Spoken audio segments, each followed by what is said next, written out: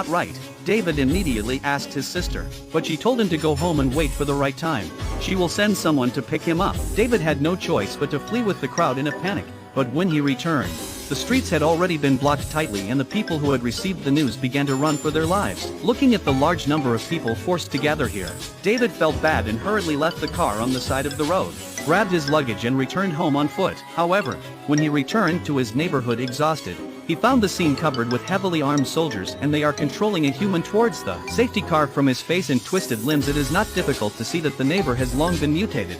David's head was spinning, and the idea of fleeing the town became stronger and stronger. But the next day, his sister brought bad news that the virus was spreading much faster than the officials thought and they were planning to set up a quarantine zone to control the virus when the police would force everyone to evacuate. She warned David to avoid the search and not to go to the so-called quarantine area because the virus spreads from person to person and the more people there are, the more dangerous it will be.